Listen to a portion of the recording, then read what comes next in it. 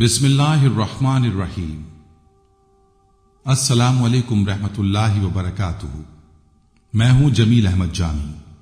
जो कोई इस्तग़फ़ार को लाजिम पकड़े, अल्लाह ताला उसके लिए हर तंगी में आसानी, हर गम से दूरी का सामान पैदा फरमाएंगे और उसे ऐसी जगह से रिस्क नसीब फरमाएंगे जहां उसका गुमान भी ना होगा। इस्तग़फ़ार या अस्तग़फिरुल्लाह एक बहुत महबूब कलमा है जो अल्लाह ताला की रहमत को करीब लाता और इंसान के नामा या अमाल को हल्का करने के साथ साथ बेशुमार बरकतों और फजीलतों का बाइस बनता है।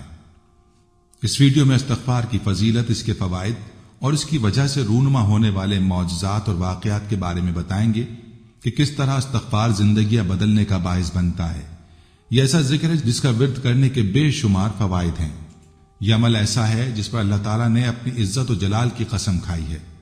मजीद आपको कुरान और हदीस के हवाले से बताएंगे इस विर्द की किस कदर ताकीद बयान हुई है।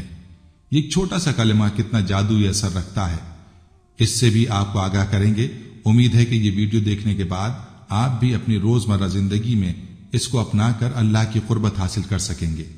आपसे गुजारिश है कि इस वीडियो को आखिर तक जरूर देखिएगा।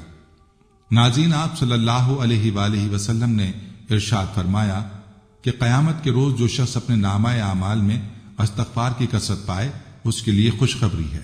इस्तग़फ़ार का अमल अल्लाह ताला को बेहद महबूब है। एक हदीस में जनाब नबी करीम सल्लल्लाहु अलैहि वसल्लम ने इरशाद फरमाया, जब बंदा अल्लाह ताला से तौबा करता है तो उसकी तौबा से रब्ब करीम उससे ज्यादा राजी और खुश होते हैं जितना तुम में से कोई उस वक्त होता है जब वो अपनी सवारी पर जंगल और बयाबान में जा रहा हो, अचानक वो सवारी उससे गुम हो जाए, उस हाल में कि उस पर उसका खाना पीना भी रखा हो, वो उसकी वापसी से मायूस हो जाए और एक दरख्त के साए में आकर लेट जाए। अभी वो इस हाल में हो कि दफतन देखे कि वो सवारी उसके पास खड़ी है, बस वो उसकी लगाम थाम ले, फिर मुसर्रत और शादमानी के आलम में ये कह बैठे, ए अल्लाह, आप मेरे बंदे और मैं आपका रब, यानी खुशी के बाइस गलत जुमला कह दे। जनाब रसूलुल्लाह सल्लल्लाहु अलैहि वसल्लम ने अपने मुबारक अमल से भी उम्मत को इस्तग़फ़ार की तरफ मुतवज्जह फरमाया है। एक हदीस में इरशाद फरमाया, ए लोगो, अल्लाह के सामने तौबा करो, बेशक मैं भी दिन में 100 मरतबा तौबा करता हूं। हज़रत अब्दुल्लाह बिन उमर रज़ी अल्लाह अन्हुमा फरमाते हैं, हम एक मजलिस में आपसे 100 मरतबा इस्तग़फ़ार का ये कलमा पढ़ना शुमार किया करते थे, रब्बिग़फ़िरली व तुब अला इन्नका अंतत तव्वाबुर रहीम। बाज लोग ये कहते सुनाई देते हैं कि हम तौबा के बावजूद गुनाहों से बाज नहीं आ रहे, तो फिर ऐसी तौबा और ऐसे इस्तग़फ़ार का क्या फायदा। हालांकि हदीस मुबारका में जनाब रसूल सल्लल्लाहु अलैहि वसल्लम ने इरशाद फरमाया, जो शख्स इस्तग़फ़ार करता रहे उसे गुनाह पर इसरार करने वाला नहीं समझा जाएगा, अगरचे दिन में 70 मरतबा वो इस गुनाह का इर्तिकाब क्यों न करे। मज़कूर हदीस मुबारका की तशरीह में हजरात उलमा फरमाते हैं कि गुनाह पर इसरार करने वाला वो है जो इस्तग़फ़ार ना करे और गुनाह पर शर्मिंदा भी ना हो। इब्ने मालिक रहमतुल्लाह अलैह फरमाते हैं, जो कोई मासियत और गुनाह का काम करे और उसके बाद इस्तग़फ़ार कर ले, इज़हार निदामत से काम ले, वो बुराई पर इसरार करने से निकल गया। दोस्तों, इंसान होने के नाते हम दिन में 1000 ऐसे गुनाह कर जाते हैं जिनसे खुद भी बेखबर रहते हैं, या फिर उन गुनाहों को हल्का ले लेते हैं, जबकि किसी गुनाह को हल्का या कम समझना बहुत बड़ी गलती है। गुनाहों पर शर्मसार होना, अपनी लग़ज़िश का इकरार करना और अपने जुर्म का एतराफ करना वो मुबारक व बाबरकत अमल है जिसका तोड़ शैतान के पास नहीं। इमाम औज़ाई रहमतुल्लाह अलैह फरमाते हैं, इब्लीस ने अपने चेलों से कहा, तुम इंसानों को किस तरह गुमराह करते हो। वो कहने लगे, हम हर तरीके और हर जहत से उन्हें गुमराह करते हैं। इब्लीस ने जवाब में कहा, क्या इस्तग़फ़ार के बारे में भी तुमने उन्हें गुमराह किया है। यह सुनकर इब्लीसी गुमाश्तों ने कहा, इस्तग़फ़ार वो अमल है जो तौहीद बारी ताला के साथ जुड़ा हुआ है, उस पर हमारा जोर कैसे चल सकता है। इब्लीस ने कहा, मैं इंसानों के दरमियान ऐसी चीज फैलाऊंगा जिस पर उन्हें इस्तग़फ़ार करने की नौबत नहीं आएगी। इमाम औज़ाई रहमतुल्लाह अलैह फरमाते हैं, शैतान ने इंसानों में ख्वाहिशात और तमन्नाओं को फैला दिया जिसे कोई गुनाह नहीं समझता और उस पर इस्तग़फ़ार भी नहीं करता।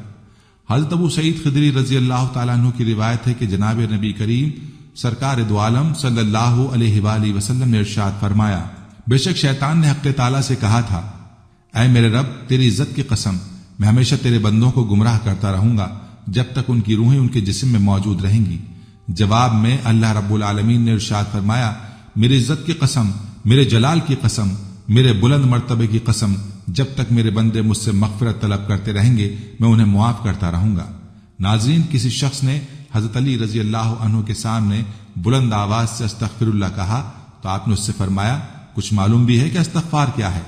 استغفار بلند منزلت لوگوں کا مقام ہے، اور یہ ایک ایسا لفظ ہے جو 6 باتوں پر حاوی ہے۔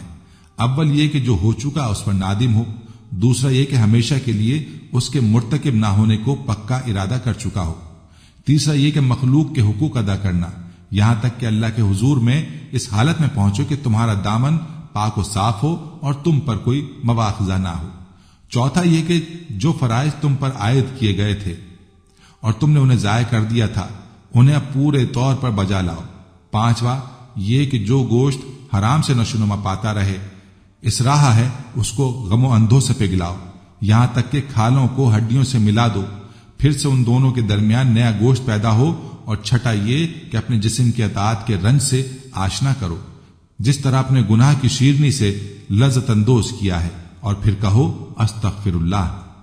اس فرمان سے یہ مطلب ہرگز نہ لیا جائے کہ استغفار نہیں پڑھنا چاہیے یا بلند آواز میں استغفار پڑھنے میں کوئی برائی ہے، بلکہ یہ فرمان استغفار اور استغفار پڑھنے والے کا صحیح مقام پہچاننے اور اپنے قول میں صادق ہونے کا تقاضا کرتا ہے۔ اس فرمان میں اس جانب اشارہ ہے استغفر اللہ۔ استغفار ایک ایسا عمل ہے جس پر وعدہ خدا بندی ہے کہ امت عذاب سے محفوظ رہے گی۔ آج ہم جو طرح طرح کے عذابات کا شکار ہیں اس کی وجہ یہ ہے کہ ہم اللہ تعالیٰ سے سچے دل سے معافی اور استغفار نہیں کرتے، کیونکہ اگر ہم گناہوں کے بعد سچے دل سے استغفار کرتے رہے تو ہم اس طرح کے پریشان کن حالات سے ہرگز دوچار نہ ہوتے، کیونکہ قرآن پاک میں ارشاد خدا بندی ہے، اور اللہ تعالیٰ ہرگز نہ عذاب کرتا ان پر جب تک تو رہتا ان میں، اور اللہ ہرگز نہ عذاب کرے گا ان پر جب تک وہ معافی مانگتے رہیں گے۔ حضرت علی رضی اللہ عنہ کا ارشاد ہے کہ عرض کائنات میں 2 امان دیے گئے، زمین کے 2 امان میں سے ایک تو اٹھا لیا گیا اور وہ رسول اللہ صلی اللہ علیہ وآلہ وسلم کی ذات گرامی ہے، اور دوسرا باقی رہ گیا اور وہ استغفار ہے، اس کو مضبوطی سے پکڑ لو۔ معلوم ہوا کہ امت جب تک استغفار کرتی رہے گی اللہ تعالیٰ کے عذاب سے محفوظ رہے گی۔ اس کی مزید تائید اس حدیث شریف سے ہوتی ہے، مسند احمد میں حضرت فضالہ بن عبید رضی اللہ عنہ حضور اقدس صلی اللہ علیہ وآلہ وسلم کا ارشاد نقل کرتے ہیں، بندہ عذاب خدا بندی سے امن میں ہے جب تک کہ وہ استغفار کرتا ہے۔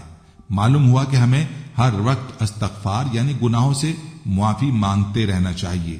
ناظرین، حضرت بکر بن عبداللہ المزانی جو اپنے وقت کے فقیہ اور ابتدائی تابعین میں سے تھے، وہ کہیں رستے میں چل رہے تھے، ان کے آگے آگے ایک لکڑہارا چل رہا تھا اور کہہ رہا تھا الحمدللہ استغفر اللہ۔ تو حضرت بکر بن عبداللہ المازی نے ان سے کہا، کیا تو اس کے علاوہ اور کوئی دوسری چیز نہیں جانتا؟ لکڑہارے نے کہا، کیوں نہیں، میں حافظ قرآن ہوں اور بہت ساری باتیں جانتا ہوں، لیکن انسان گناہ اور فضل و انعام کے مابین ادھر ادھر رخ بدلتا رہتا ہے، اس لیے میں اللہ تعالیٰ سے اپنے گناہوں کی بخشش مانگتا ہوں اور اس کے فضل و انعام کے لیے اس کا شکر اور تعریف کرتا ہوں۔ تو بکر بن عبداللہ المازانی نے کہا کہ بکر نادان رہا اور لکڑہارا حقیقت کو پا گیا۔ استغفار ایک بڑی عبادت ہے جس کا شرف اللہ سبحانہ تعالیٰ نے اپنے بندوں کو عطا کیا ہے۔ اللہ تعالیٰ کے نبی مکرم حضرت محمد صلی اللہ علیہ وآلہ وسلم نے خود اپنے اوپر استغفار کو لازم کر رکھا تھا، تو پھر دیگر مسلمانوں کا کیا حال ہوگا؟ استغفار کرنے والوں کو اللہ کی محبت ملتی ہے، اور اللہ مغفرت مانگنے والوں اور استغفار کرنے والوں پر بڑا ہی کرم فرمانے والا ہے۔ استغفار کے معنی مغفرت کی طلب کے ہیں، اور مغفرت کے معنی گناہوں کی پردہ پوشی اور ان کے شر سے بچاؤ ہے۔ بندہ اللہ سے استغفار کرتا ہے کہ اللہ دنیا میں اس کے گناہ پر پردہ ڈال دے اور اس کا گناہ اس کی فضیحت کا سبب نہ بنے، اور آخرت میں بھی اس کو ظاہر نہ کرے اور اپنی رحمت اور عفو سے اس کا گناہ معاف فرما دے۔ استغفار کی فضیلت یہ ہے کہ قرآن کریم میں استغفار کرنے کی ترغیب کثرت سے دی گئی ہے۔ ایک مقام پر فرمایا، اللہ تعالیٰ سے استغفار کرتے رہو، بے شک اللہ بڑا غفور الرحیم ہے۔ ابن کثیر رحمت اللہ علیہ فرماتے ہیں کہ رات کی آخری گھڑیاں یعنی تہجد کا وقت استغفار کا بہترین وقت ہے۔ حضرت یعقوب علیہ السلام کو ان کے بیٹوں نے جب معافی کی درخواست کرنے کو کہا تو انہوں نے سحر کے وقت کا انتظار کیا اور سحر میں اللہ سے ان کے لیے معافی کی درخواست کی۔ ناظرین، ایک بڑا مشہور واقعہ ہے کہ ایک بار امام احمد حنبل رحمہ اللہ سفر میں تھے۔ ایک قصبے میں رات ہو گئی تو نماز کے بعد مسجد میں ہی ٹھہرنے کا ارادہ کر لیا، ان کی عاجز انکساری نے یہ گوارا نہ کیا کہ لوگوں کو اپنا تعارف کروا کر خوب آؤ بھگت کروائی جائے۔ مسجد کے خادم نے امام کو نہ پہچانا اور ان کو مسجد سے باہر نکلنے کا کہا۔ امام نے سوچا کہ مسجد کے دروازے پر سو جاتا ہوں، لیکن خادم نے وہاں سے بھی کھینچ کر نکالنا چاہا۔ یہ تمام منظر ایک نان بائی نے دیکھ لیا جو مسجد کے قریب ہی تھا۔ اس نان بائی نے امام کو اپنے گھر رات ٹھہرنے کی پیشکش کر دی، جبکہ وہ امام کو جانتا بھی نہ تھا۔ امام جب اس کے گھر تشریف لے گئے تو دیکھا کہ نان بائی کام کے دوران بھی کثرت سے استغفر اللہ کر رہا ہے۔ امام نے استفسار کیا، کیا تمہیں اس قدر استغفار کرنے کا پھل ملا ہے؟ نان بائی نے جواب دیا، میں نے جو بھی مانگا اللہ مالک الملک نے عطا کیا ہے، ہاں ایک دعا جو ابھی تک قبول نہیں ہوئی۔ امام نے پوچھا وہ کون سی دعا ہے؟ نان بائی بولا، میرے دل میں کچھ دنوں سے یہ خواہش مچل رہی ہے کہ امام احمد حنبل رحمہ اللہ سے ملنے کا شرف حاصل کروں۔ امام فرمانے لگے، میں ہی احمد بن حنبل ہوں، اللہ نے نہ صرف تمہاری دعا سنی بلکہ مجھے تمہارے دروازے تک کھینچ لایا۔ ایک اور روایت ہے کہ حضرت حسن بصری رحمہ اللہ سے کسی نے قحط سالی کی شکایت کی، فرمایا استغفار کرو۔ کسی نے تنگ دستی کی شکایت کی تو فرمایا استغفار کرو۔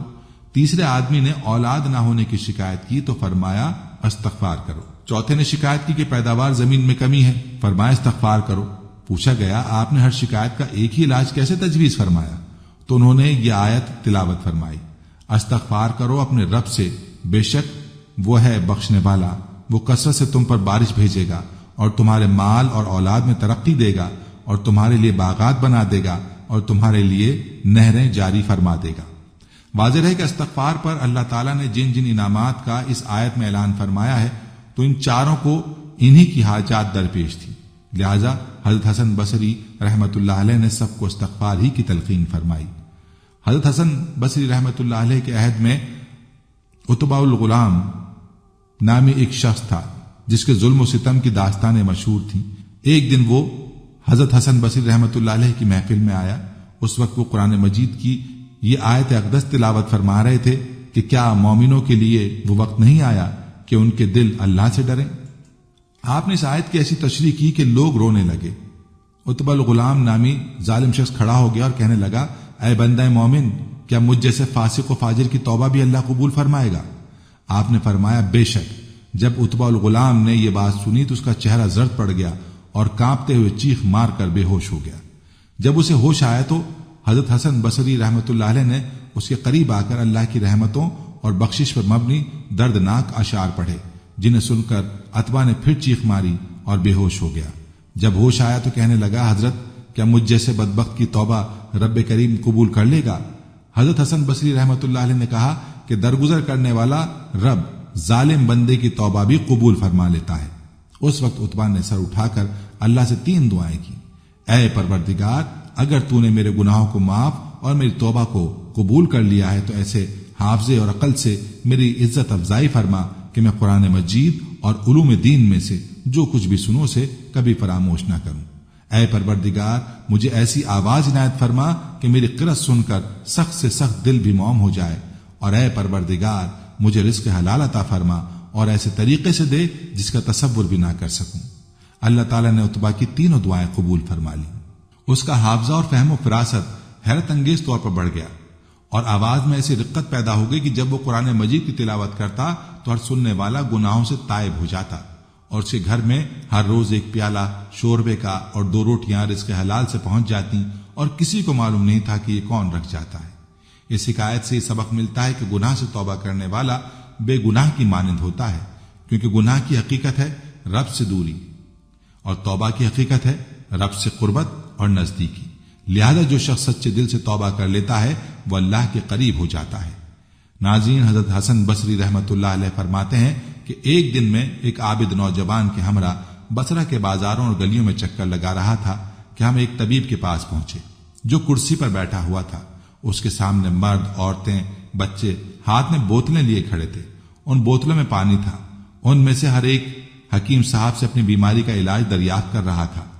یہ نوجوان حکیم کی طرف بڑھا اور کہنے لگا، حکیم صاحب، کیا آپ کے پاس کوئی ایسی دوا بھی ہے جو گناہوں کو دھو ڈالے اور دل کی بیماریاں ٹھیک ہو جائیں؟ حکیم صاحب نے کہا، جی ہاں۔ تو نوجوان نے کہا، اچھا پھر دے دیجئے۔ حکیم صاحب نے کہا، 10 چیزیں مجھ سے حاصل کر لے۔ تواضع کے درخت کی جڑوں کے ساتھ فکر کے درخت کی جڑیں لے لے، اور توبہ کا ہیلا اس میں ڈال دے، پھر اس کو رضا کی کھرل میں ڈال دے، پھر قناعت کے ہاون دستے سے اسے کوٹ دے، پھر اس کو تقویٰ کی دیگ میں ڈال دے اور حیا کا پانی اس میں ملا دے اور محبت کی آگ سے اسے جوش دے دے، اور پھر شکر کے پیالے میں اس کو نکال دے اور امید کے پنکھے سے اس کو ہوا دے، یعنی ٹھنڈا کر، پھر اس کو حمد کے چمچے سے پی لے۔ جب آپ اس طرح کر لیں گے تو دنیا اور آخرت کی ہر بیماری اور مصیبت آپ کو فائدہ دے جائے گی۔ فائدہ ہی نہ ہوگا بلکہ بیماریاں بھی دور ہو جائیں گی۔ حضرت ابراہیم ادھم رحمت اللہ علیہ سے پوچھا گیا کہ اللہ تعالیٰ کا ارشاد ہے ادعونی استجب لکم، مجھے پکارو میں قبول کروں گا، لیکن ہم دعا مانگتے ہیں وہ قبول نہیں ہوتی۔ فرمایا دعائیں کیسے قبول ہوں؟ تمہارے دلوں کی 10 چیزیں مر گئی ہیں۔ نمبر 1، تم نے اللہ تعالیٰ کو پہچان لیا لیکن اس کا حق ادا نہیں کیا۔ نمبر 2، تم نے اللہ تعالیٰ کی کتاب پڑھی لیکن اس پر عمل نہیں کیا۔ نمبر 3، ابلیس ملعون سے دشمنی کا دعویٰ تو کیا لیکن اس سے دوستی کی۔ نمبر 4، پیغمبر صلی اللہ علیہ وآلہ وسلم کے ساتھ محبت کا دعویٰ تو کیا لیکن ان کی سنتوں کو یکسر چھوڑ رکھا ہے۔ نمبر 5، جنت کی محبت کا دعویٰ تو کیا لیکن اس کے لیے عمل نہ کیا۔ نمبر 6، جہنم سے خوف کا دعویٰ تو کیا لیکن گناہوں سے باز نہ آئے۔ نمبر 7، موت کے حق ہونے کا دعویٰ تو کیا لیکن اس کی تیاری نہیں کی۔ نمبر 8، دوسروں کے عیوب تلاش کرنے میں تو مشغول ہو گئے اور اپنے عیوب کی اصلاح چھوڑ دی۔ نمبر 9، اللہ تعالیٰ کا دیا ہوا رزق کھاتے ہیں لیکن شکر کرنا چھوڑ دیا۔ نمبر 10، مردوں کو اپنے ہاتھوں سے دفن کرتے ہیں لیکن عبرت حاصل نہیں کرتے۔ ناظرین، اللہ کا عذاب بہت سخت ہے، لیکن اگر اپنے گناہوں کی وجہ سے انسان کسی آزمائش میں آ جائے تو اس کو ختم کرنے کا بھی اللہ تبارک و تعالی نے طریقہ بتا دیا ہے، جو حضرت نوح علیہ السلام کی زبانی قرآن میں بیان فرمایا ہے کہ انہوں نے کہا اپنے رب کے حضور استغفار کرو، وہ تمہیں 5 نعمت دے گا اور یقین رکھنا وہ معاف ضرور کرے گا کیونکہ وہ بہت زیادہ معاف کرنے والا ہے۔ وہ 5 نعمتیں یہ ہیں۔ نمبر 1، آسمان سے تم پر موسلا دھار بارش برسائے گا۔ نمبر 2، تمہارے مال کے ذریعے۔ نمبر 3، اولاد کے ذریعے مدد کرے گا۔ نمبر 4، تمہیں باغات عطا فرمائے گا، اور نمبر 5، اور نہریں عطا فرمائے گا۔ پتہ چلا کہ استغفار پر اللہ تبارک و تعالی آسمان و زمین اور اس کے درمیان کی نعمتیں انسان کو عطا فرماتا ہے۔ ملاحظہ فرمائے کہ پہلی نعمت کا تعلق آسمان سے بتایا، دوسری اور تیسری کا تعلق آسمان و زمین کے درمیان سے بتایا، اور چوتھی اور 5ویں کا تعلق زمین سے بتایا، جس کا واضح مطلب یہ ہے کہ آسمان و زمین اور اس کے درمیان کی نعمتیں اللہ تعالیٰ استغفار کی برکت سے عطا فرمائے گا۔ اب استغفار سے 5 نعمتیں مل رہی ہیں، لیکن ہماری جو پوری زندگی کی ضروریات ہیں جسے ہم اپنے نعروں میں ذکر کرتے ہیں، یعنی روٹی، کپڑا اور مکان، وہ صرف اس میں ایک اموال سے متعلق ہے۔ اس کے علاوہ کی نعمتیں مال کے ذریعے حاصل نہیں کی جا سکتی، اس لیے مصنوعی بارشیں اب تک کارآمد نہیں بنی، بلکہ اسے صرف سازشوں اور دیگر کاموں کے لیے استعمال کیا گیا ہے، اور نہ ہی اولاد مال کے ذریعے حاصل کی جا سکتی ہے۔ جب تک اللہ تعالیٰ نہ چاہے اولاد نہیں مل سکتی۔ بچوں کو گود لینا اولاد کی نعمت کی طرح نہیں ہے۔ غرض انسان اولاد کی نعمت مال کے ذریعے حاصل نہیں کر سکتا، اس لیے یہ کہنا بیجا نہیں ہوگا کہ اولاد خالص اللہ کا فضل ہے جو مال کے ذریعے حاصل نہیں ہو سکتا۔ چوتھی چیز باغات ہیں، یعنی زمین کو اللہ تعالیٰ زرخیزی نصیب فرمائے گا، اگرچہ شہروں میں بسنے والے ان باغات اور کھیتوں کو دیہاتی زندگی سے ملائیں، لیکن حقیقت یہ ہے کہ اگر زمین میں زرخیزی نہ ہو تو شہروں میں بسنے والے آٹے دال تک کے لیے ترس جائیں۔ ان ممالک کی طرح جن کے پاس پیسہ وافر مقدار میں ہے لیکن ان کی خوراک مکمل باہر پر مدار رکھتی ہے، جب تک باہر سے کچھ نہ آ جائے اور پھر جیسا کیسا بھی ہو انہیں وہی استعمال کرنا پڑتا ہے۔ تو زمین کی زرخیزی مال سے نہیں ہوتی، یہ زرخیز زمین اللہ کی بہت بڑی نعمت ہے، اور اللہ تعالیٰ فرماتا ہے کہ یہ میں استغفار کی برکت سے عطا کرتا ہوں۔ 5ویں چیز جس کا ذکر ہے وہ نہریں ہیں۔ سمندر اگرچہ بہت بڑا ہے، دنیا کے ایک بہت بڑے حصے پر غالب ہے، لیکن زمینی فوائد جتنے نہروں کے پانی سے حاصل کیے جا سکتے ہیں اس قدر سمندر کے پانی سے نہیں کیے جا سکتے۔ بعض حضرات نے تو اس دور کی جنگوں کو ہی میٹھے پانی سے جوڑ دیا ہے کہ اس وقت دنیا کی ایک بڑی جنگ میٹھے پانی کی وجہ سے ہوگی۔ اس سے حاصل ہونے والی معدنیات جو اس دور کے نظام کو چلانے کے لیے ضروری سمجھے جاتے ہیں وہ سب کچھ اس میٹھے پانی سے ملائے جاتے ہیں، اور یہ نعمت اللہ تعالیٰ فرماتا ہے کہ میں استغفار کی برکت سے عطا کروں گا۔ غرض یہ ہے کہ آسمان اور زمین اور اس کے درمیان کی نعمتوں کو اللہ تعالیٰ نے استغفار کے ساتھ جوڑ دیا ہے، اور وجہ اس کی یہ ہے کہ زمین میں جو فساد برپا ہے وہ اللہ کی نافرمانی کی وجہ سے ہے۔ اگر ایک مسلمان اللہ تعالیٰ کے احکامات کی مخالفت کرتا ہے تو وہ دنیا میں نقصان اٹھائے گا، اور اس کا ظاہری مسلمان ہونا اسے اللہ کی نافرمانی کی وجہ سے آنے والے عذاب کو نہیں ٹال سکتا۔ اس کے برعکس اگر ایک کافر دنیا میں احکام خداوندی کی پاسداری کرے تو اس کے لیے اللہ تبارک و تعالیٰ اس دنیا میں چین و سکون لکھ دیں گے، اور دنیا میں ظاہر دین پر عمل کرنا اس کے لیے پریشانیوں سے نجات کا باعث بن جائے گا۔ اسی طرح کئی کتابوں میں بھی موجود ہے۔ ناظرین، ڈاکٹر عمر عبد الکافی نے بتایا کہ ایک دن وہ مسجد میں جمعے کا خطبہ دے رہے تھے۔ نماز کے بعد ایک آدمی ان کے پاس آیا جس کے لمبے بال اور لمبی داڑھی تھی۔ حیرت کی بات ہے کہ اس نے ظاہر کیا کہ اسے اپنے بارے میں بالکل پرواہ نہیں ہے۔ انہوں نے ڈاکٹر عمر سے کہا، میں بہت سست ہوں، بہت زیادہ نیند کے ساتھ میں مشکل سے جاگتا ہوں، میں صرف کھانے کے لیے جاگتا ہوں اور دوبارہ سو جاتا ہوں، میں اپنے کام، اپنے مستقبل اور ہر چیز کو نظر انداز کرتا ہوں اور مجھے کوئی پرواہ نہیں ہے۔ میرے بچے سمجھتے ہیں کہ میں ایک عجیب شخص اور بہت بورنگ ہوں، مجھ میں جوش کی کمی ہے اور مجھے ہمیشہ مایوسی ہوتی ہے۔ مجھے کیا کرنا چاہیے؟ براہ کرم میری مدد کریں۔ ڈاکٹر عمر نے اسے ایک دن میں کم از کم 100 مرتبہ استغفر اللہ کہہ کر اللہ سے معافی مانگنے اور ایک ہفتے بعد اس کے پاس واپس آنے کا کہا، اس کا نتیجہ بتانے کے لیے کہا۔ اس شخص نے کہا کہ میں آپ کو بتا رہا ہوں کہ میں سست ہوں، میں دن میں 15 گھنٹے سے زیادہ سوتا ہوں، میں اپنی دعاؤں، اپنے بچوں اور اپنے کاموں کو نظر انداز کر رہا ہوں، اور آپ مجھے اللہ سے معافی مانگنے کا کہہ رہے ہیں۔ ڈاکٹر عمر نے کہا، آؤ بیٹا، ہم گوشت اور خون ہیں، ہم انسان اپنے پروردگار کی نافرمانی کرنے اور گناہ کا ارتکاب کرتے ہیں۔ یہ گناہ ہمارے جسم پر بھاری ہو جاتے ہیں اور ہمیں سست بناتے ہیں، وہ ہمارے جوش و جذبے کو کم کرتے ہیں اور ہمیں سستی اور سختی کا درس دیتے ہیں۔ میرے مشورے کو سنو اور اس کے نتیجے پر آپ حیران رہ جائیں گے۔ 6 دن بعد وہ شخص ڈاکٹر عمر کے پاس آیا اور اس سے کہا کہ میں آپ کا ہاتھ چومنا چاہتا ہوں۔ اب میں کبھی بھی ایک دن میں 100 مرتبہ یا 400 بار یا 1000 بار استغفار کرتا ہوں۔ اللہ نے میرے دل میں سرگرمی اور الہام پیدا کیا ہے۔ میں 7 گھنٹے سے بھی کم سوتا ہوں اور یہ میرے لیے کافی ہے۔ میں اپنے کام کی ہر جگہ سرگرمی میں خود شامل کرنے کی کوشش کرتا ہوں۔ میں نے ایک نئی شراکت داری پر اتفاق کیا ہے اور میں نے 4 دن سے بھی کم عرصے میں معاہدہ کر لیا۔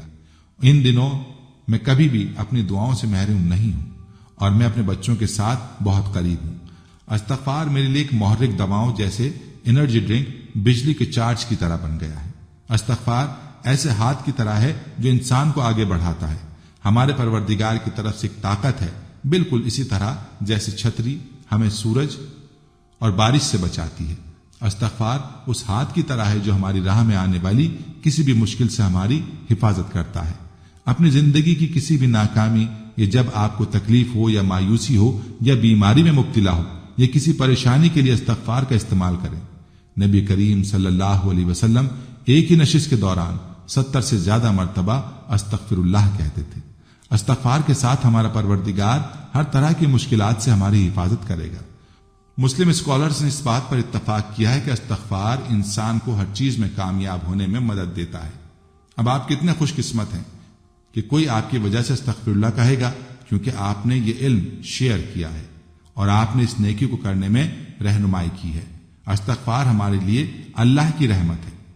ایک شخص نے بتایا، میری ایک رشتہ دار کی بہن ہے، ان کی 45 سال عمر ہو گئی ہے، ان کی شادی نہیں ہوئی۔ اس کو میں نے بتایا کہ تم استغفار پڑھو۔ والدین کی وفات ہو گئی تو یہی گھر میں بڑی تھی، پہلے اس نے چھوٹوں کی شادی کی اور پھر خود رہ گئی۔ میرے کہنے پر اس نے صرف استغفار پڑھا۔ آپ یقین کریں اس کی زندگی میں اتنا اچھا آدمی آیا کہ جس کا گمان نہ تھا، تہجد گزار اور اس سے 1 سال بڑا ہے، اور اس کی پہلے شادی ہوئی تھی، بیوی فوت ہو گئی، بچہ نہیں ہے، بہتر گھر صرف استغفار کی برکت سے۔ اس لڑکی جس کی شادی ہوئی تھی اس کا اب بچہ نہیں ہو رہا، اسے میں نے کہا کہ استغفار پڑھو، اس نے اب استغفار پڑھنا شروع کر دیا ہے۔ اس کو اللہ پاک نے امید لگائی لیکن اس نے استغفار چھوڑ دیا۔ میں نے اس کو کہا کہ آپ کی اس عمر میں شادی ہوئی اور اب اللہ نے اس عمر میں آپ کو امید لگائی، آپ لوگوں کو مت بتائیں، لیکن اس نے میری بات پر عمل نہ کیا اور کسی کی نظر لگی اور بچہ ضائع ہو گیا، کیونکہ اس نے پڑھائی چھوڑ دی تھی۔ اس نے استغفار پڑھنا بالکل چھوڑ دیا تھا، نماز نہیں چھوڑی، نماز کی وہ بچپن سے ہی پابند تھی۔ میں نے اس سے کہا، باجی آپ استغفار نہیں پڑھتی؟ اس نے کہا کہ ہاں میں نے استغفار پڑھنا چھوڑ دیا تھا۔ میں نے ان سے کہا کہ آپ نے استغفار پڑھنا ختم کر دیا تھا تو آپ شکر شروع کر دیتی۔ میں نے آپ سے کہا تھا تاکہ یہ نعمت آپ کے پاس قائم رہے۔ اس کے بعد انہوں نے استغفار اور شکر کو لازم پکڑ لیا تو ان کی زندگی آسان ہو گئی۔ اللہ تعالیٰ نے فرمایا، اے آدم کے بیٹے، تو جب تک مجھ سے مدد مانگتا ہے اور اپنے گناہوں کی معافی طلب کرتا رہے گا، میں تیرے گناہ معاف کرتا رہوں گا۔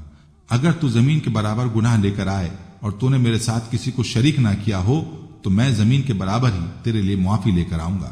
عرش کو اٹھانے والے فرشتے ایمان والوں کے لیے استغفار کرتے ہیں اور ان کے لیے بخشش کی دعا کرتے ہیں جو لوگ توبہ کریں۔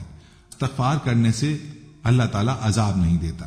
اللہ تعالیٰ جنت میں آدمی کا درجہ بلند فرماتا ہے۔ آدمی عرض کرتا ہے، یا اللہ یہ درجہ مجھے کیسے ملا؟ اللہ تعالیٰ فرماتا ہے، تیرے بیٹے نے تیرے لیے استغفار کیا۔ حضرت عبادہ بن صامت رضی اللہ تعالیٰ عنہ سے روایت ہے، وہ فرماتے ہیں کہ میں نے رسول اللہ صلی اللہ علیہ وآلہ وسلم کو ارشاد فرماتے ہوئے سنا کہ جو شخص مومن مردوں اور مومن عورتوں کے لیے استغفار کرے، اللہ تعالیٰ اس کے لیے ہر مومن اور ہر مومن عورت کے بدلے ایک نیکی لکھ دیتے ہیں۔ استغفار کی برکت کا ایک واقعہ بیان کرتے ہیں۔ کسی نے اپنی آپ بیتی بتائی کہ عمرے کی سعادت کے بعد 18 مئی کو ہماری واپسی تھی۔ 19 مئی ویزے کی آخری تاریخ تھی۔ جدہ میں ہمارے قریبی عزیز تھے، ان کے اصرار پر 17 مئی کی شام ان کے گھر آ گئے۔ انہوں نے ہمیں ایئرپورٹ چھوڑنا تھا۔ ایئرپورٹ سے ایک شخص نے تمام معلومات، فلائٹ ٹائم اور کس ایئرپورٹ پر جانا تھا آگاہ کیا۔ ہم خوشی خوشی ایئرپورٹ پہنچے، لیکن تقدیر کہ یہ وہ ایئرپورٹ نہ تھا۔ ناشنا لوگ ادھر ادھر دکھائی دیے۔ عجب عالم بے بسی کا تھا، نہ کوئی بات سننے والا نہ سمجھنے والا۔ ڈبل کرایہ ادا کیا اور مطلوبہ ایئرپورٹ آئے، لیکن قسمت نے ساتھ نہ دیا، جہاز جا چکا تھا۔ ہم روتے کانپتے واپس انہی کے گھر آئے۔ ویزا ٹائم ختم ہونے کے بعد وہاں رہنا قانوناً جرم تھا۔ بہت کوشش کی لیکن ہمیں ٹکٹ 3 دن بعد ملنے تھے۔ وہ رات کانٹوں پر گزری، ایک پل چین نہیں آ رہا تھا۔ یوں ہی اٹھتے بیٹھتے اختر شماری کرتے توبہ استغفار پڑھتے رہے۔ صبح 4 بجے میرا بیٹا اپنے پھپھا کے ہمراہ ایئرپورٹ گیا کہ شاید کوئی واقف مہربان ہو اور کام بن جائے۔ معلوم ہوا کہ پاکستان فلائٹ جا رہی ہے۔ اگر کوئی مسافر غیر حاضر ہوئے تو ہمارے لیے چانس ہے۔ 7 بجے فلائٹ تھی، 6 بجے ہمیں اطلاع ہوئی۔ 1 گھنٹے کا قلیل وقت تھا۔ ذہنی دباؤ الگ، بھاگم بھاگ ایئرپورٹ پہنچے۔ بورڈنگ تو ہو گئی، مختلف ممالک کے لوگ قطار میں کھڑے تھے۔ رش میں آگے جانا بے حد محال تھا۔ اس فلائٹ کے مسافر ایئر بس کی طرف جا رہے تھے۔ صرف 6 مسافر ویٹنگ روم میں باقی تھے جنہوں نے اس فلائٹ میں پاکستان آنا تھا۔ قطار میں ہمارا دل ڈوبا جا رہا تھا۔ اتنے میں اطلاع ملی کہ کمپیوٹر سسٹم جام ہو گیا ہے۔ ہم بھی اندر جا چکے تھے جہاں کاغذات اسٹیمپ ہونا تھے۔ آدھ گھنٹے کی کوشش کے بعد سسٹم بحال ہوا اور شان خداوندی دیکھیں کہ سب سے پہلے ہمارے کاغذات کلیئر ہوئے اور جو مسافر پہلے سے موجود تھے وہ بعد میں فارغ ہوئے۔ وہ رب کتنا مہربان اور کتنی کرم نوازیاں کرتا ہے۔ ہماری گستاخیوں اور ہماری حکم عدولیوں پر بھی وہ قادر مطلق مشکل گھڑی میں کام آتا ہے، غیبی امداد کرتا ہے، بے عمل اور بے وصف لوگوں کی عیب پوشی کرتا ہے۔ یہ استغفار کی کثرت کا نتیجہ تھا۔ یوں تو اسلام بطور دین ایک مکمل ضابطہ حیات ہے جو مسلمانوں کو بامقصد زندگی گزارنے کا مکمل طریقہ بتاتا ہے۔ اللہ تعالیٰ نے انسان کو اشرف المخلوقات بنایا، یعنی سوچنے سمجھنے کی صلاحیت دی، صحیح اور غلط کی آگاہی دی۔ اب یہ انسانی عقل پر منحصر ہے کہ وہ سیاہ کرتا ہے یا سفید، لیکن انسان خطا کا پتلا ہے اور اللہ ہمیشہ اپنے بندوں کے ساتھ رحم کا معاملہ کرتا ہے۔ اس لیے اس نے مسلمانوں کے لیے ہدایت کا راستہ بھی کھلا رکھا ہے تاکہ اگر کوئی مسلمان گناہ کا مرتکب ہو جائے تو وہ توبہ استغفار سے فلاح کا راستہ پا سکے۔ استغفر اللہ، یا اللہ مجھ گناہ گار کو بخش دے۔ یہ ایک سادہ لیکن طاقتور دعا ہے۔ گناہوں کے بوجھ سے اگر دل بھاری ہو، ذہن پریشانیوں کا شکار ہو جائے تو استغفر اللہ کی ایک سادہ سی دعا آپ کے دل کو پرسکون کر دیتی ہے، جسے کسی بھی وقت جب بھی چاہیں پڑھ سکتے ہیں۔ بلا شبہ توبہ استغفار کرنے سے اللہ اپنے بندے پر رحمت کے دروازے کھول دیتا ہے۔ ہمارا دین ہمیں گناہوں سے بچنے کا درس دیتا ہے، لہذا اگر خلوص نیت کے ساتھ توبہ کی جائے تو بارگاہ الہی میں قبولیت کا درجہ پاتی ہے اور گناہوں کا خاتمہ ہوتا ہے۔ اللہ تعالیٰ نے قرآن مجید میں مسلمانوں کی فلاح کے لیے استغفار کے 8 بڑے فوائد بتائے ہیں۔ یہ رحمت کے دروازے کھول دیتا ہے۔ قرآن میں ایک جگہ استغفار کی اہمیت اس طرح بیان کی گئی ہے، اپنے رب سے معافی مانگتے رہو، بے شک وہ ہمیشہ معافی دینے والا ہے۔ یعنی صرف اللہ کی رحمت کے طلبگار رہیں کیونکہ وہی معاف کرنے والا ہے۔ ایک حدیث کے مطابق نبی کریم صلی اللہ علیہ وآلہ وسلم نے فرمایا کہ اللہ تعالیٰ ایسے شخص کو اپنے عرش کے سائے میں جگہ دے گا جس نے تنہائی میں اللہ تعالیٰ کا ایسے ذکر کیا کہ اس کے آنسو جاری ہو گئے۔ صحیح بخاری۔ آج کے دور میں لوگ دولت کمانے کی دھن میں اس قدر غافل ہو چکے ہیں کہ وہ اسلام اور اللہ کے ساتھ اپنے فرائض کو بھولتے جا رہے ہیں۔ وہ یہ بھی بھول بیٹھے ہیں کہ توبہ کرنے کے لیے کچھ وقت نکالنا ضروری ہے، کیونکہ اس کی برکت سے اللہ رزق، مال و دولت اور اولاد میں اضافہ کرتے ہیں، اور اس بات کا ذکر قرآن مجید میں بھی بیان کیا گیا ہے۔ خلوص دل سے اللہ کی بارگاہ میں معافی طلب کرنے سے دعا کی قبولیت کا شرف حاصل ہوتا ہے۔ کسی مومن کے لیے دعا سے بہتر اور کوئی چیز نہیں ہے۔ وہ جو کچھ اپنے رب سے مانگتا ہے، جس بھی چیز کی امید رکھتا ہے، ایک دن اس کا رب اسے نواز دے گا، کیونکہ بحیثیت مسلمان ہمارا یہ یقین ہے کہ صرف اللہ کے پاس ہی اختیار ہے کہ وہ ہماری دعائیں قبول کرنے پر قادر ہے۔ رزق میں اضافہ۔ قرآن مجید میں اللہ پاک کا یہ وعدہ ہے کہ اللہ سے معافی طلب کرتے رہنے سے وہ رزق میں خیر و برکت ڈالتا ہے۔ مومن کے رزق میں یہ فراوانی ایک مخصوص مدت کے لیے ہوتی ہے۔ اس بات کی وضاحت اس طرح کی گئی ہے کہ انسان اپنی نعمتوں کو جلد فراموش کر دیتا ہے، اور اللہ نہیں چاہتا کہ اس کے مومنین اسے فراموش کر دیں، اس لیے استغفار کرتے رہنا چاہیے۔ اس حوالے سے فرمان مصطفیٰ ہے کہ جس نے استغفار کو اپنے اوپر لازم و ملزوم کر لیا، اللہ اس کی پریشانی دور فرمائے گا اور ہر تنگی سے اسے راحت عطا فرمائے گا، اور اسے ایسی جگہ سے رزق عطا فرمائے گا جہاں سے اسے گمان بھی نہ ہو۔ اللہ تعالیٰ ہر مسلمان کو آزمائشوں اور مصیبتوں سے دوچار کرتا ہے۔ در حقیقت یہ مومن کا امتحان ہے۔ اللہ اس طرح مومن کی اپنی ذات اور اسلام پر اعتقاد کی مضبوطی کو جانچتا ہے۔ ایسے وقت میں شکوہ نہیں، اللہ سے معافی مانگنی چاہیے، استغفار کرنا چاہیے، کیونکہ رب العالمین اپنے معافی کے طلبگار بندے کو سزا نہیں دیتا بلکہ معاف کرتا ہے، اور عام زندگی میں بھی یہی طرز عمل اختیار کرنے کا درس دیتا ہے۔ توبہ استغفار کی فضیلت بندے کے لیے اللہ کی رحمت اور فضل کے دروازے کھول دیتا ہے۔ بے شک اللہ بہت رحیم و کریم ہے، اور جب ہم اس سے گڑ گڑا کر معافی طلب کرتے ہیں تو وہ ہمیں ہدایت نصیب فرماتا ہے، اپنی رحمتوں سے نوازتا ہے، اور ہمارا دل اپنی جانب راغب کر لیتا ہے۔ اس وقت ہماری زندگی عدم تحفظ کا شکار ہے۔ بلا شبہ استغفار کا ورد ہماری دنیاوی زندگی میں صبر عطا کرنے کا بہترین ذریعہ ہے۔ یہ ہمیں ذہنی، جذباتی اور روحانی طور پر مضبوط کرتا ہے۔ قرآن میں ایک جگہ بیان کیا جاتا ہے کہ اپنے رب سے معافی مانگو اور پھر اس سے توبہ کرو، وہ تمہارے پر آسمان سے بارش برسائے گا اور تمہیں اپنی طاقت میں طاقت بخشے گا۔ قرآن مجید میں استغفار کرنے والے سے اللہ نے وعدہ کیا ہے کہ وہ اس کو اپنے بے پناہ فضل سے نوازے گا، اس دنیا میں بھی اور آخرت میں بھی۔ قرآن میں اللہ تعالیٰ اپنے بندوں سے مخاطب ہو کر فرماتا ہے، اور تمہارے لیے باغات مہیا کرو اور تمہارے لیے دریاؤں کا سامان مہیا کرو۔ حضرت صوبان رضی اللہ تعالیٰ عنہ فرماتے ہیں کہ 40 صحابہ کرام رضوان اللہ علیہم اجمعین، جن میں حضرت ابوبکر اور حضرت عمر رضی اللہ تعالیٰ عنہما بھی تھے، جمع ہو کر جبر و قدر میں بحث کرنے لگے تو روح الامین حضرت جبریل علیہ السلام حضور اقدس صلی اللہ علیہ وآلہ وسلم کے دربار میں حاضر ہوئے اور عرض کی، یا رسول اللہ صلی اللہ علیہ وآلہ وسلم، آپ باہر اپنی امت کے پاس تشریف لے جائیں، انہوں نے ایک نیا کام شروع کر دیا ہے۔ چنانچہ حضور صلی اللہ علیہ وآلہ وسلم اس حال میں باہر تشریف لائے کہ غصے سے آپ صلی اللہ علیہ وآلہ وسلم کا چہرہ مبارک سرخی میں اس طرح نمایاں تھا جیسے سرخ انار کا دانہ آپ صلی اللہ علیہ وآلہ وسلم کے رخسار مبارک پر نچوڑا گیا ہو۔ صحابہ کرام رضوان اللہ تعالی علیہم حضور اکرم صلی اللہ علیہ وآلہ وسلم کی اس کیفیت کو دیکھ کر کھلے بازو آپ صلی اللہ علیہ وآلہ وسلم کے استقبال کے لیے آگے بڑھے، اور ان کا حال یہ تھا کہ ان کے ہاتھ اور بازو کانپ رہے تھے، اور عرض کی، تبنا الی اللہ ورسولہ، ہم نے اللہ تعالیٰ اور رسول اللہ صلی اللہ علیہ وآلہ وسلم کے دربار میں توبہ پیش کی۔ آپ صلی اللہ علیہ وسلم نے ارشاد فرمایا، قریب تھا کہ تم اپنے اوپر جہنم کو واجب کر لیتے۔ میرے پاس جبریل امین علیہ السلام تشریف لائے اور عرض کی کہ آپ صلی اللہ علیہ وسلم باہر امت کے پاس تشریف لے جائیں، انہوں نے نیا کام شروع کر دیا ہے۔ معجم الکبیر۔ حضرت شداد بن اوس روایت کرتے ہیں کہ نبی کریم صلی اللہ علیہ وآلہ وسلم نے فرمایا، جو شخص یقین کامل کے ساتھ صبح کی نماز کے بعد سید الاستغفار پڑھے گا، اگر اسی دن شام سے پہلے پہلے مر گیا تو سیدھا جنت میں جائے گا۔ اسی طرح جو شخص یقین کامل کے ساتھ مغرب کی نماز کے بعد سید الاستغفار پڑھے گا، اگر اسی رات صبح سے پہلے پہلے مر گیا تو سیدھا جنت میں جائے گا۔ سید الاستغفار یہ ہے، اے اللہ، تو ہی میرا رب ہے، تیرے علاوہ کوئی عبادت کے لائق نہیں، تو نے مجھے پیدا کیا اور میں تیرا بندہ ہوں، اور تیرے عہد اور وعدے پر قائم ہوں، نہ جس قدرت طاقت رکھتا ہوں، میں نے جو کچھ کیا اس کے شر سے تیری پناہ چاہتا ہوں، اپنے آپ پر تیری نعمت کا اقرار کرتا ہوں اور اپنے گناہوں کا اعتراف کرتا ہوں، پس مجھے بخش دے کیونکہ تیرے علاوہ کوئی گناہوں کو نہیں بخش سکتا۔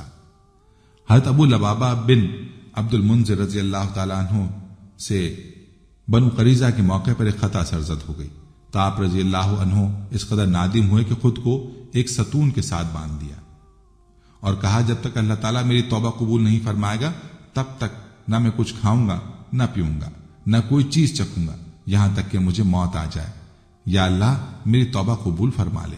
حضور علیہ الصلاۃ والسلام کو جب ان کے بارے میں پتہ چلا تو ارشاد فرمایا اگر یہ میرے پاس آ جاتا تو میں اس کے لیے مغفرت طلب کرتا، لیکن اب اس نے خود کو باندھ لیا ہے تو جب تک اللہ تعالیٰ ان کی توبہ قبول نہ فرمائے میں نہیں کھولوں گا۔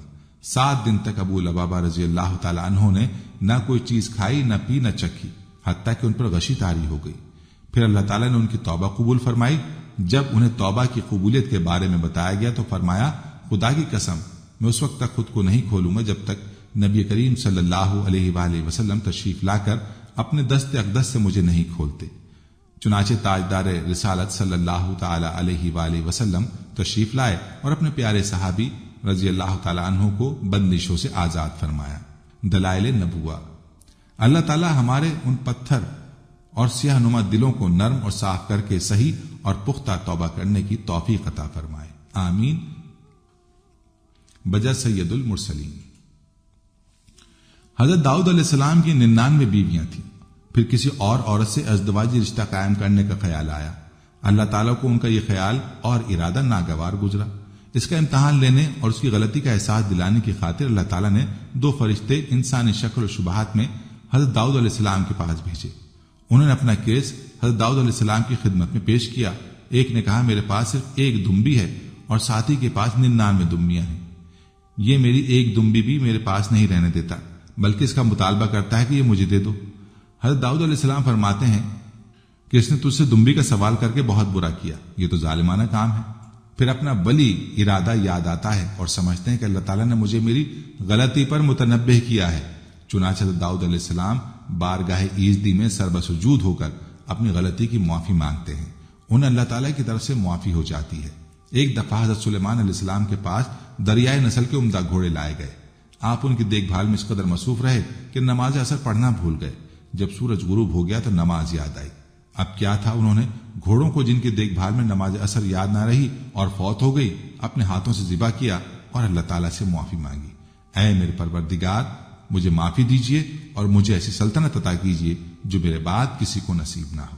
ایک قطبی اور ایک اسرائیلی کسی بات میں آپس میں جھگڑ رہے تھے۔ حضرت موسیٰ علیہ السلام اسرائیلی کی حمایت کرتے ہوئے قطبی کو ایک مکہ مارتے ہیں جس سے وہ ہلاک ہو جاتا ہے۔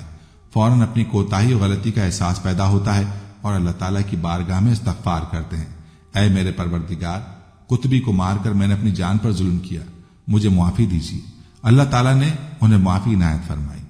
حضرت یونس علیہ السلام اپنی قوم کو وعظ و نصیحت کرتے، آخر قوم کی سرکشی اور طغیانی کو دیکھ کر مایوس ہو جاتے ہیں اور اذن الہی کے بغیر شہر چھوڑ کر چلے جاتے ہیں اور قوم کے لیے عذاب کی دعا کرتے ہیں۔ حضرت یونس علیہ السلام کی قوم عذاب کی خبر سن کر خوف زدہ ہو جاتی ہے، چنانچہ تمام مل کر بارگاہ الہی میں توبہ طائب ہوتے ہیں، اللہ تعالیٰ ان کی دعاؤں کو قبول فرماتے ہیں اور عذاب الہی ان سے ٹل جاتا ہے۔ ادھر حضرت یونس علیہ السلام اپنی غلطی کی بدولت لقمہ حوت بن جاتے ہیں اور ان کے پیٹ میں اللہ رب العزت کی بارگاہ عالی میں ان کے ساتھ معافی مانگتے ہیں، لا الہ الا انت سبحانک انی کنت من الظالمین، سورہ انبیاء۔ تیرے سوا کوئی عبادت کے لائق نہیں، تو پاک ہے، بے شک میں ہی ظالموں میں سے ہوں۔ 40 روز تک انہی الفاظ سے اپنے مالک حقیقی سے مانگتے رہے، پھر جا کر انہیں معافی ملی۔ حضرت صلی اللہ علیہ وآلہ وسلم کی ذات گرامی وہ ہستی ہے جس کے متعلق امت محمدیہ کا یہ عقیدہ ہے کہ آپ صلی اللہ علیہ وآلہ وسلم معصوم عن الخطا ہیں۔ آپ صلی اللہ علیہ وآلہ وسلم نے اپنی حیات مبارکہ کا ایک ایک لمحہ اطاعت اور عبادت الہی میں گزارا۔ گناہ کرنا تو کجا، آپ صلی اللہ علیہ وآلہ وسلم کے دل و دماغ میں گناہ کا کبھی تصور بھی پیدا نہیں ہوا۔ آپ صلی اللہ علیہ وآلہ وسلم مندرجہ ذیل استغفار کثرت سے پڑھا کرتے تھے، میں اللہ سے بخشش کی دعا کرتا ہوں، وہ اللہ جس کے بغیر کوئی عبادت کے لائق نہیں، اور وہ اللہ جو ہمیشہ زندہ اور قائم ہے، اور میں اسی کی طرف توبہ کرتا ہوں۔ غرض یہ کہ تمام انبیاء علیہ السلام حتیٰ کہ حضرت محمد صلی اللہ علیہ وآلہ وسلم نے توبہ استغفار کو اپنا اوڑھنا اور بچھونا بنایا ہوا تھا، اور ہر وقت ان کی زبان مبارک سے استغفار کے کلمات ہی سنائی دیتے تھے۔ معلوم ہوا کہ استغفار اللہ تعالیٰ کی رضا کا سب سے بڑا ذریعہ ہے۔ انسان خواہ گناہوں میں ڈوبا ہوا ہو، جب بارگاہ ایزدی میں سر جھکا کر رب کے الفاظ سے اپنے خالق حقیقی سے معافی مانگتا ہے، تو اس کی رحمت کا بحر بے کراں جوش میں آ کر اس سے گناہوں کے تمام خس و خاشاک کو بہا کر لے جاتا ہے، اور اللہ تعالیٰ ایسے شخص سے بے حد خوش ہوتے ہیں۔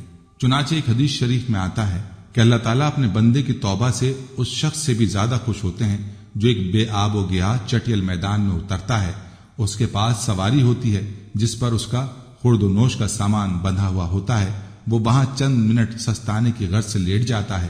تھوڑی دیر کے بعد جب بیدار ہوتا ہے تو کیا دیکھتا ہے کہ اس کی اونٹنی بما سامان خورد و نوش غائب ہے۔ اس کی تلاش میں جنگل کا کونا کونا چھانتا ہے، لیکن کہیں سے سراغ نہیں ملتا، حتیٰ کہ گرمیوں و تشنگی سے مغلوب ہو کر اسی جگہ پر واپس آ جاتا ہے جہاں پہلے لیٹا ہوا تھا۔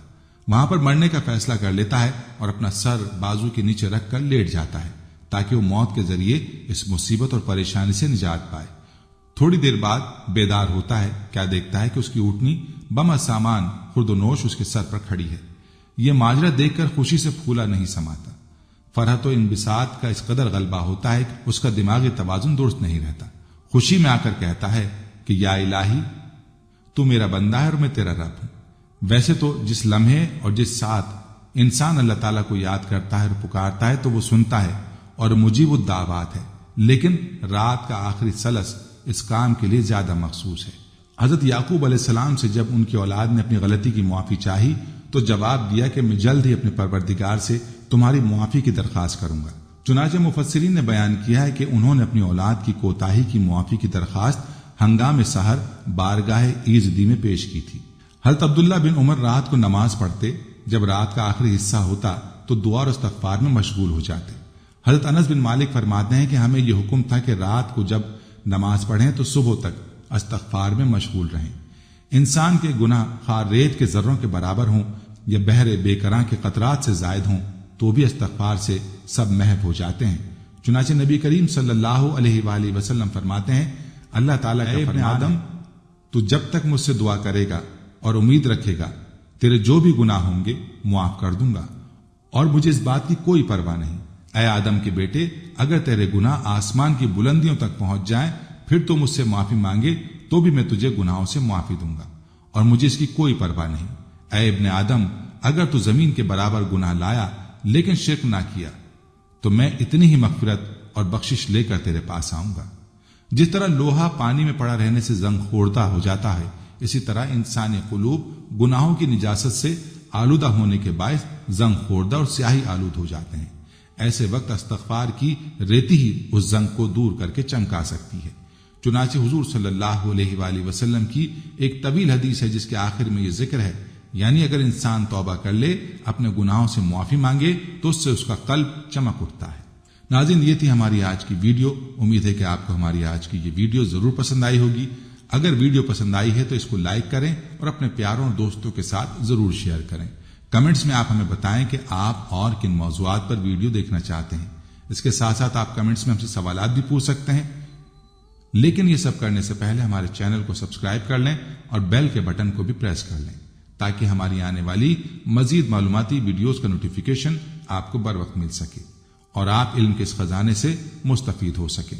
اب ملاقات ہوگی آنے والی ویڈیو میں، تب تک کے لیے خدا آپ کا حامی و ناصر ہو۔ فی امان اللہ۔ آخر میں پیارے دوستو، ہم نے ہر ویڈیو کے اختتام پر ایک دعا کا سلسلہ شروع کیا ہوا ہے۔ جو بھی اس دعا میں شامل ہوگا، میرا یہ دعویٰ ہے کہ اللہ کریم اس کی تقدیر کو بدل دے گا۔ پہلے میرے تمام ساتھی، مائیں، بہنیں سب مل کر میرے ساتھ درود شریف پڑھنے اور کثرت کے ساتھ کمنٹس میں آمین لکھیں۔ اللہ اس آمین کو لکھنے کی برکت سے آپ کی اور میری تقدیر بدل دے گا۔ درود ابراہیمی پڑھ لیں۔ اللہم صلی علی محمد وعلی آل محمد کما صلیت علی ابراہیم وعلى آل إبراهيم إنك حميد مجيد اللهم بارك على محمد وعلى آل محمد كما باركت على إبراهيم وعلى آل إبراهيم إنك حميد مجيد۔ اے اللہ، ہم تیرے گناہگار بندے، ہم تیرے خطا کار بندے، ہم تیرے عاجز بندے تیری پاکی بیان کرتے ہیں اور تیرے آگے دعا کے لیے ہاتھ پھیلاتے ہیں۔ ہماری خطاؤں کو معاف فرما، ہمارے گناہوں کو معاف فرما۔ اے اللہ، ہم اپنے اگلے پچھلے صغیرہ کبیرہ چھوٹے بڑے سبھی گناہوں، خطاؤں اور نافرمانیوں کی تجھ سے معافی مانگتے ہیں۔ اے اللہ، اے رب العزت، ہم اپنے گناہوں سے توبہ کرتے ہیں، ہماری توبہ قبول کر لے۔ اے پاک پروردگار، ہم سب کو سچا اور پکا مسلمان بنا دے، ہم سب کو اسلام پر استقامت نصیب فرما دے، ہمیں کامل اور پختہ ایمان والا بنا۔ اے پاک پروردگار، تمام مسلمانوں کو خواب غفلت سے بیدار کر دے۔ اے اللہ، ہمارے دین اسلام کی حفاظت فرما، مسلمانوں کو دین و دنیا میں عزت عطا فرما۔ اے عرش مولا کے مالک، اے حکمت والے، اے کائنات کے رب، ہمارے دلوں کو گمراہ ہونے سے بچا، جس طرح سے پہلی قومیں گمراہ ہوئی ہیں اور جس طرح سے پہلی قوموں نے اپنے انبیاء کی نافرمانی کی ہے۔ اے اللہ، تو ہمیں ایسی نافرمانی سے بچا۔ اے اللہ، تو ہمیں ان عذابوں سے بچا جو تو نے پچھلی قوموں پر نازل کیے ہیں۔ اے اللہ، تو ہمیں ان تمام گناہوں سے بچا جن گناہوں میں پچھلی قومیں مبتلا ہوئی ہیں۔ اے مولا کریم، تو ہماری حفاظت فرما ہر اس فعل سے جو تیری ناراضگی اور تیرے غضب کا سبب بنا۔ اے اللہ، ہماری زندگی کو اپنی چاہت کے مطابق ڈھال دے، ہمیں صرف اور صرف نیکی کی توفیق عطا فرما، ہم نیکی کی باتوں کو سننے والے بن جائیں اور ان پر عمل کرنے والے بن جائیں، اور نیکی کی باتوں کو پھیلانے کی ہمیں توفیق عطا فرما۔ اے اللہ، یہ دور فتنے کا دور ہے، امت کے اندر ہر طرح کے گناہ پائے جاتے ہیں، تو ہمارے حال پر رحم فرما اور ہمیں گناہوں سے بچنے کی توفیق عطا فرما۔ اے اللہ، تو کریم ہے، تو رحیم ہے، تو رحمان ہے، تو غفور الرحیم ہے، تو ہمارے گزشتہ گناہوں کو معاف فرما دے اور آئندہ کے لیے ہمیں گناہوں سے بچنے کی توفیق عطا فرما۔ اے اللہ، ہمارے تن من، ہمارے دل کو، دماغ کو، روح کو، جسم کو پاکیزہ بنا دے، ہمارے دلوں پر لگے زنگ کو، ہمارے دلوں پر جمی گندگی اور میل کو اپنی رحمت سے دھو ڈال۔ اے اللہ، ہمیں اپنے عذاب اور رسوائی سے بچا۔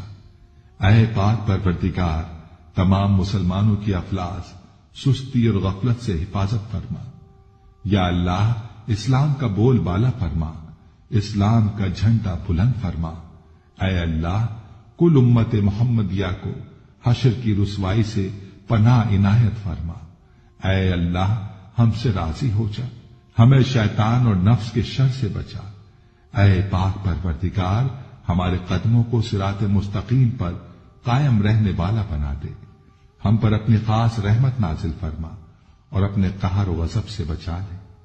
اے اللہ، ہمیں ان لوگوں کی صحبت عطا فرما جو کہ تیرے پسندیدہ بندے ہوں اور ہمیں تجھ سے قریب کر دیں، جو تیری یاد دلاتے رہیں اور ہمارے ایمان میں اضافے کا سبب بنے، اور ہماری نیکی کے سفر کی منزل جنت ہو اور تیری رضا کا حصول ہو۔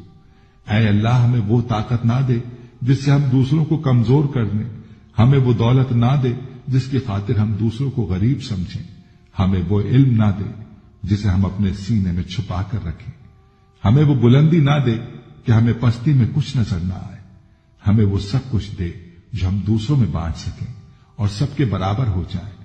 اے پاک پروردگار، کوئی کام آسان نہیں مگر تو جسے آسان کر دے، اور جب تو چاہتا ہے مشکل کو آسان کر دیتا ہے۔ یا اللہ، جتنے بھی مسلمان بہن بھائی مشکل میں ہیں، ان کے مشکلات کو آسان فرما دے۔ یا اللہ، ہمیں کبھی بھی کسی بھی حالات میں مشکلوں اور پریشانیوں میں، خوشیوں میں، راحتوں میں کبھی بھی اکیلا مت چھوڑنا۔ اے پاک پروردگار، ہماری کوشش یہی ہے کہ ہم نیکی کی بات کو پھیلائیں تاکہ تمام انسان ان گناہوں سے خود کو بچا سکیں جن گناہوں کی وجہ سے گزشتہ قوموں پر अजाब नाजिल हुए। ऐ मौलाए करीम, नेकी की इन बातों को फैलाने में तू हमारी मदद और नुसरत फरमा और हमें नेकी की बातों को फैलाने की तौफीक अता फरमा। ऐ अल्लाह, नेकी की बातों को फैलाने की हमारी इस कोशिश को कबूल फरमा और हमारी इस काविश को हमारी निजात का जरिया बना। या अल्लाह, हमारी इन तमाम हाजात को, हमारी इन तमाम दुआओं को जो हमारे लबों से अदा हुई या जो हमारे दिलों में है, अपने हुजूर शर्फ कबूलियत अता फरमा। हमें अपने दर से खाली हाथ ना लौटाना, हमारी झोली को भर देना। ऐ तमाम जहानों के मालिक, दुनिया से रुखसत होते वक्त हमारी जुबान पर कलमा तय्यबा जारी फरमाना और कयामत के दिन हमें अपने अर्श के साए में जगह अता फरमाना। आमीन आमीन आमीन या रब्बुल आलमीन।